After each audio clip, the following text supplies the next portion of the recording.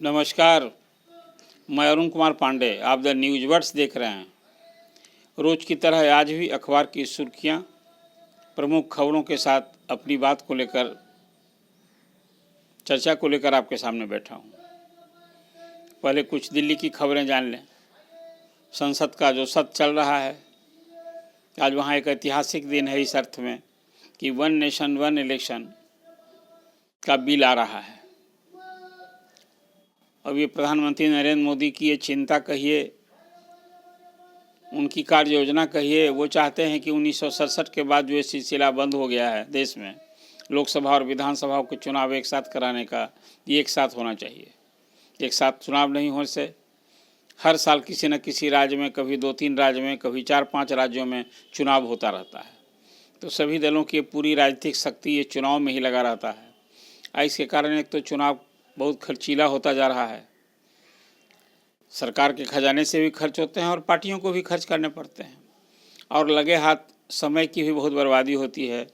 पूरे शासन प्रशासन का आचार संहिता लगी होती है, तो बहुत सारे विकास के काम रुक जाते हैं। तो एक साथ चुनाव होने की परिपाटी फिर शुरू होनी चाहिए। इसी को लेकर पूर्व राष्ट्रपति रामनाथ कोविंद की अध्यक्षता में कमेटी बनी थी। कमेटी की रिपोर्ट आई, जिसको केंद्र सरकार ने स्वीकार किया, और उसमें प्रमुख बात यही है कि लोकसभा विधानसभा का चुनाव एक साथ हो। इसके लिए संविधान में कई संशोधन करने होंगे। तो आज उसी को लेकर के बिल आ रहा है, 129वां संविधान संशोधन से संबंधित बिल। जानते हैं ना आपकी लोकसभा और विधानसभाओं का कार्यकाल 5 साल होता है। अभी चुनाव एक साथ कराया जाएगा तो बहुत सारे विधानसभाओं के चुनाव पहले कराने होंगे, कुछ के बाद में भी, मतलब 3-4-6 महीने यदि चुनाव के बाद होगा तो वहाँ प्रेसिडेंट रूल किया जा सकता है। ये सब कुछ एक बिल में प्रावधान होगा। ये बिल जब सामने आ जाएगा तो बहुत सारी चीज़ें आपको ये मालूम होंगे। उसके पहले अब जनगणना भी शुरू होने वाली है 2025 में। ये तो 2011 के बाद जनगणना नहीं न हुई, और हर साल पर जनगणना होनी है। तो 2025 में वो जनगणना होगी, फिर लोकसभा और विधानसभाओं का परिसीमन भी होगा। ये 2 काम जब हो जाएगा तभी फिर एक साथ लोकसभा और विधानसभा चुनाव कराने का वो सिलसिला चालू होगा। अभी तो जो सरकार की कार्य योजना है उसके हिसाब से 2029 में जो चुनाव होगा वो एक साथ कराने की अभी सोच है, तैयारी है। अब विपक्ष इसका विरोध कर रहा है। उसी चुनाव से महिलाओं के लिए जो 33% आरक्षण लागू हुआ है लोकसभा और विधानसभाओं में, वो भी लागू हो जाएगा। वो तो नारी बंधन अधिनियम कहिए, उसके तहत कानून तो बन गया है, अब उसको लागू किया जाना है। तो इस सब कुछ के लिए अब आज वो बिल आ रहा है। लोकसभा में बिल आज पेश होगा, और बीजेपी ने अब सभी सदस्यों को व्हिप जारी किया है कि सबको आज अनिवार्य रूप से हाउस में रहना है। क्वेश्चन आवर के बाद 12 बजे के बाद वो बिल पेश होगा, और जो अभी सरकार की समझ है, चर्चा होगी। उसमें प्रारंभिक कुछ न कानून मंत्री बोलेंगे, और इसके बाद फिर विपक्ष की ओर से राय दी जाए। विपक्ष तो इसका विरोध कर रहा है, खासकर क्षेत्रीय पार्टियों को लगता है कि ये चुनाव एक साथ होगा तो उसका नुकसान होगा। क्या कि लोकसभा और विधानसभा चुनाव के मुद्दे तो अलग अलग होते हैं, लेकिन एक साथ चुनाव कराने पर राष्ट्रीय मुद्दे हावी हो जाते हैं। हालांकि सत्ता पक्ष, खासकर होम मिनिस्टर या प्रधानमंत्री, इसका प्रतिवाद कर रहे हैं, कहा ये गलत समझ है। बहुत सारे राज्यों में एक साथ चुनाव होते हैं तो कहीं केंद्र में किसी के लिए और राज्य में किसी के लिए रिजल्ट आता है। ये जनता तय करती है कि हाँ राज्य में किसको रखना है और लोकसभा में। आपने दिल्ली में देखा नहीं, अभी फरवरी में चुनाव होने जा रहा है और आप पार्टी हैट्रिक लगाएगी, तीसरी बार सत्ता में आने की तैयारी में है। और वहाँ पिछले चुनाव में क्या हुआ, अभी लोकसभा की सभी सीटों पर बीजेपी जीत गई। तो वहाँ तो, और विधानसभा का जो पिछला चुनाव हुआ था 70 में 62 सीट आप जीत गई थी। तो अब इसी सब वाद विवाद, विरोध, बार पलटवार के बीच में अब ये सरकार करने जा रही है। तो आज वो बिल आएगा, ये एक महत्वपूर्ण खबर भी है। और क्या इसमें खास बातें होंगी, आपको मैंने चर्चा की है। संसद में संविधान की जो 75 साल की गौरवशाली यात्रा पर चर्चा हुई, लोकसभा में तो चर्चा हो गई 2 दिन। प्रधानमंत्री ने जवाब दिया, और विपक्ष के नेता राहुल गांधी ने भी जमकर हमला बोला। वो आपके सामने मैंने ये चर्चा की थी। अब राज्यसभा में उसी तरह से चर्चा हुई, कल शुरू हुई। वित्त मंत्री निर्मला सीतारमण ने बहस की शुरुआत की, और जो कुछ बातें कही उसमें खास करके कांग्रेस पर निशाना साधा कि कांग्रेस के राज में क्या हुआ, संविधान का सत्ता के लिए दुरुपयोग होता रहा संशोधन करके। आपको जो प्रधानमंत्री ने बात कही थी कि 60 साल में 75 संशोधन किए गए थे, ये सब बातें हुई। और उसी तरह से विपक्ष के नेता व मल्लिकार्जुन खड़गे जो कांग्रेस के अध्यक्ष हैं, उन्होंने अभी जो एनडीए की गवर्नमेंट है उस पर निशाना साधा कि किस तरह से संविधान की धज्जी उड़ा रहे हैं ये। चलिए इसी चर्चा में अब एक दूसरे को छोटा दिखाने कहिए, जो भी कुछ कहा जाए, अब ये आरोप प्रत्यारोप जवाब होगा सरकार का। तो अभी केंद्र की राजनीति तो एक अभी जो चर्चा हो रही है वो आप इसी सत्र में मुझे लगता है कि जम्मू कश्मीर को फिर पूर्ण राज्य का दर्जा देने की बात जो एक अपेक्षित है वो भी इस बिल आएगा। तो खैर अभी उसका इंतज़ार कीजिए। अब कुछ बिहार की आपको चर्चा करते हैं। आप जानते हैं कि बीपीएससी की परीक्षा हुई थी 13 तारीख को पूरे बिहार में, और 912 केंद्र बने थे। उसमें जो पटना का एक केंद्र था जहाँ 12,000 परीक्षार्थियों के लिए परीक्षा ली जानी थी, उस दिन हंगामा हो गया था हॉल में। क्वेश्चन एक हॉल में एक कमरे में देर से पहुंचा था, उसी के चलते हंगामा शुरू हुआ। और इतना कदर हंगामा हुआ कि परीक्षार्थियों की शिकायत थी, क्वेश्चन आउट हो गया, सैकड़ों छात्र बाहर आ गए और वायरल किया। क्या क्या हंगामा हुआ। और उसमें कल बीपीएससी के चेयरमैन ने कल एक आयोग के फैसले की जानकारी दी कि भाई उस सेंटर का जो बापू परीक्षा भवन है कुम्हरार में, वहाँ की परीक्षा 13 तारीख को रद्द कर दी। उससे 12,000 परीक्षार्थी उससे प्रभावित हो गए हैं। कोई 4,80,000 परीक्षार्थी इस परीक्षा में शरीक होते, तो उसमें 12,000 परीक्षार्थियों के लिए फिर से परीक्षा होगी। लगे हाथ ये भी कहा है चेयरमैन ने कि उस हंगामा में जो जो परीक्षार्थी शामिल थे उनका फ़ोटो से पहचान करके और उनके खिलाफ भी आयोग कार्रवाई करेगा, उनको बीपीएससी की परीक्षा से डिबार कर दिया जाएगा।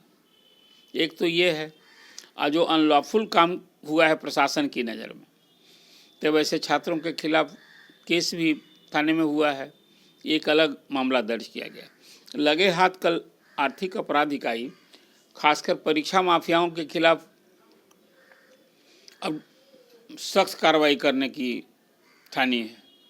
तो वह है कि कई परीक्षा माफियाओं के खिलाफ कार्रवाई होगी, उसकी संपत्ति जब्त होगी। और अभी जो बीपीएससी का हंगामा हुआ 2 दिन न हुआ, एक दिन नॉर्मलाइजेशन को लेकर भी हंगामा हुआ था। नॉर्मलाइजेशन का विरोध छात्र कर रहे थे, बीपीएससी के दफ्तर के पास भारी हंगामा हुआ था। तो उसमें खासकर बीपीएससी की और प्रशासन की समझ है कि कोचिंग चलाने वाले लोग ये हंगामा कराते हैं, छात्रों को इंस्टिगेट करते हैं। तो वैसे कोचिंग संस्थानों पर ही जो बीपीएससी की परीक्षा को लेकर जो कुछ बातें हुई, हंगामा हुआ है, तो कोचिंग संचालक भी रडार पर हैं। अब देखिए पुलिस क्या क्या कार्रवाई करती है। लेकिन अब एक खबर है बीपीएससी की हिस्ट्री में इस तरह से कोई एक परीक्षा केंद्र की परीक्षा रद्द की गई हो, ये शायद पहली बार हुआ है। पहले तो क्वेश्चन लीक हुआ था तब पूरी परीक्षा ही रद्द हो जाती थी, लेकिन अब एक केंद्र की परीक्षा, और बार बार ही कहा जाता रहा। मैं देख रहा था इस खबर से संबंधित सोशल मीडिया पर जो कमेंट्स आ रहे हैं, उसमें तो पूरी परीक्षा, पूरे प्रदेश भर की परीक्षा रद्द करने की मांग हो रही है।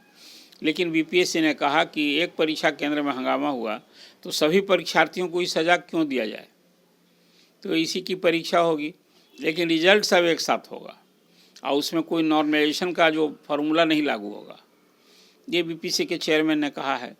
अब चलिए हंगामा, एक और हंगामा, दूसरी बीपीएससी का फैसला, तो ये एक आपके लिए जानकारी की बात थी, तो इससे अपडेट कराना ज़रूरी था। और अब ऊर्जा विभाग के सचिव थे ना संजीव हंस, आईएएस अधिकारी, अब आर्थिक अपराध इकाई ने जांच की थी शुरू। पहले तो उन पर एक महिला ने रेप का आरोप किया था। चलिए वो मामला तो एक अलग है। अब उसी सिलसिले में जब जांच शुरू हुई पुलिस की, फिर आर्थिक अपराध इकाई आ गई, कई ठिकाने पर छापामारी हुई, और संजीव हंस और पूर्व विधायक गुलाब यादव सब जेल में न है उसी केस में। ये दोनों की साझेदारी से धंधा पानी भी चल रहा था। तो संजीव हंस का 23 करोड़ 72 लाख की संपत्ति जब्त की गई है। एक आज ही खबर है अखबार की सुर्खियाँ, बुरे काम का बुरा नतीजा। तो एक खबर आपके सामने है। दूसरी खबर है कि TR3 जो BPSC ने परीक्षा ली थी, रिजल्ट का इंतज़ार कर रहे थे लोग, तो उसका रिजल्ट कल BPSC ने जारी कर दिया है। अब कोई उसमें लगभग 85,000 शिक्षकों की नियुक्ति होनी है क्लास 1 से लेके I11 तक के लिए। तो सब रिजल्ट हो गया है अब, मिडिल स्कूल के लिए, प्राइमरी स्कूल के और हाई स्कूल के लिए। और इसी महीने के अंतिम सप्ताह में ये सब लोग TR3 पास किए हैं ना, इनकी काउंसलिंग भी होगी। और फिर नए साल में सबको स्कूल तय करके पोस्टिंग होगी।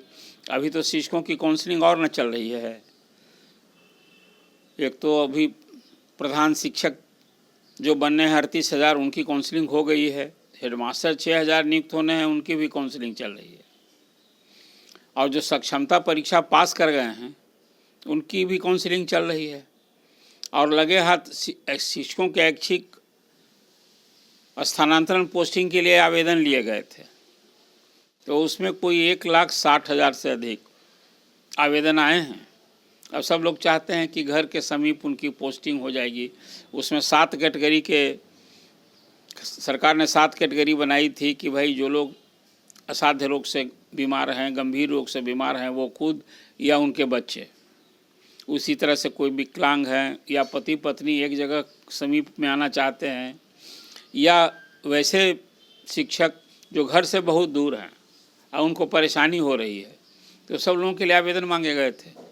तो कोई इस तरह से 1,60,000 से अधिक आवेदन आए हैं। ये 15 दिसंबर तक आवेदन तो हो गया है। अब इसका विभाग में स्क्रूटनी हो रही है और वो भी विभाग की तैयारी है कि बच्चे इस 15 दिन में ही सबकी फिर समीक्षा करके विभाग का सब कंप्यूटर से ही होगा। ऑनलाइन आवेदन और ऑनलाइन पोस्टिंग भी होनी है। तो सरकार का ये है कि भाई शिक्षकों का ये एक्शन ट्रांसफ़र जब करेंगे तो कुछ उनकी सुविधा हो जाएगी, कठिनाई दूर होगी। तो नए साल में फिर स्कूल में पढ़ाई दुरुस्त होगी। और अब तो खासकर ACS अभी हर रोज़ जो वर्किंग डे है 10 स्कूल में वो वीडियो कॉल से एक तरह से कहिए कि इंस्पेक्शन कर रहे हैं स्कूल का हाल। देखिए इसमें कुछ तस्वीर जो सामने आ रही है, हर दिन कुछ ना कुछ नई बात ACS भी अवगत हो रहे हैं कि स्कूल का हाल क्या है। कहीं विद्यार्थी अधिक हैं, कहीं विद्यार्थी कम हैं। आज भी कहीं स्कूलों में बेंच डेस्क नहीं मिला है। स्कूल अभी विद्यार्थी कहीं ज़मीन पर ही बैठ के दरी और इस तरह से पढ़ रहे हैं। तो कई अभी कमियां भी सामने उजागर रही है। तो जहाँ जहाँ एक तो मेरी अपेक्षा है कि अब खुद विभाग के ACS जब जायज़ा ले रहे हैं जिस स्कूल में, तो जहाँ जो बीमारी, कमी और कठिनाई हो उसको दूर किया जाना चाहिए, तभी उनकी भी विश्वसनीयता रही। अब भला विभाग का जो प्रमुख है जब स्कूल से रूबरू हो रहा है वहाँ के शिक्षकों से, स्टाफ से, अब चलिए ये काम उन्होंने शुरू किया है खासकर हाजिरी को लेकर कि इस तरह से करेंगे तो एक पूरे बिहार में मैसेज आएगा और शिक्षक के स्कूल में रहेंगे। अब वो आजकल अब तो शुरू न हो गया है कि भाई 2 बार इन का और आउट का फ़ोटो के साथ हाजिरी बनानी है, तो भी शिकायत मिल रही थी। तो एक अनूठा प्रयोग शुरू किया है ACS ने, लेकिन इसमें इंश्योर करना चाहिए कि जिस स्कूल में जो कमी हो उसको कमी दूर करने के लिए बिल्कुल कारगर उपाय किया जाना चाहिए, तभी ACS की विश्वसनीयता रही। नहीं तो आज शिक्षा का जो बदहाल है ये भी तस्वीर सामने आ रही है। के पाठक के समय में जो चर्चा होती थी, बहुत अभी क्लासरूम की कमी है। 80,000 अभी क्लासरूम्स बनने हैं। तो सरकार पैसा तो सब जगह दे रही है, लेकिन जो कमी है आज भी विद्यालयों में वो पूरी होनी चाहिए। तो ये एक जो आपके सामने चर्चा थी वो मैंने आपसे किया है। अब